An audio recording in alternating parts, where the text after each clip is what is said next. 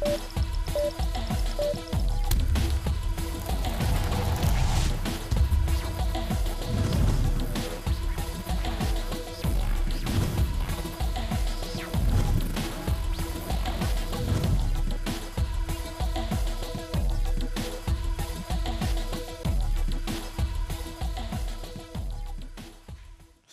savez comment on fait les bébés, mais savez-vous comment ils se développent?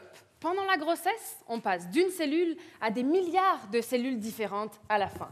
Et ça, c'est grâce à un processus essentiel que sont les divisions des cellules. Elles se divisent en deux, puis chacune en deux, etc. et l'embryon grossit.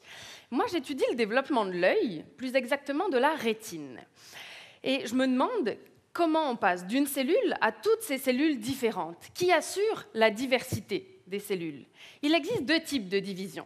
Celle qui donne deux cellules identiques ou deux cellules différentes. Imaginons ensemble une pomme, comme une cellule. Une pomme bicolore. Bon, ok, les faiseurs d'OGM n'ont pas encore exactement fait ça, mais qui sait? Une pomme rouge en bas et verte en haut. Si je la coupe dans ce sens-là, à l'horizontale, j'obtiens deux parties chacune identiques, rouge et verte. Si maintenant je la coupe dans ce sens-là, à la verticale, j'obtiens une partie toute rouge et une partie toute verte. Vous voyez tout de suite qu'en fonction du sens dans lequel je coupe ma pomme, j'obtiens deux parties identiques ou deux parties différentes. Donc là, tout de suite, dans nos rétines, on a environ 90% de photorécepteurs, les cellules en bleu, celles qui transforment la lumière en signal électrique. Et donc pour ça, il a fallu beaucoup de divisions horizontales qui génèrent deux cellules identiques. Mais maintenant, il faut quand même assurer les 10% de neurones restants. Et c'est là qu'apparaissent les divisions verticales. Et moi, je me demande qui donne l'ordre de se diviser à la verticale.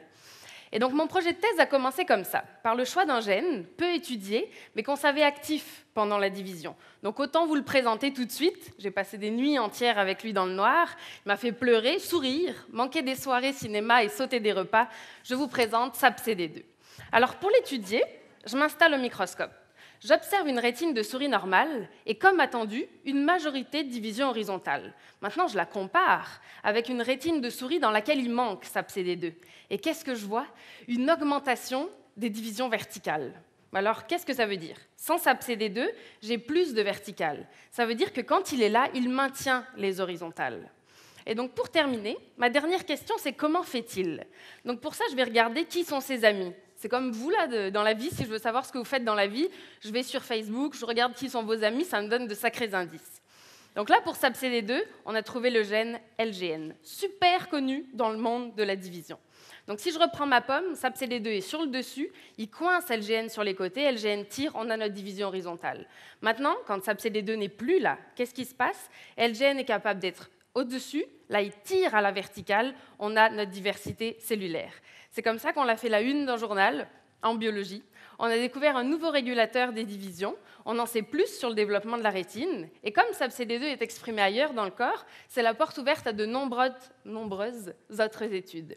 En terminant, j'espère que vous ne mangerez plus jamais une pomme de la même façon.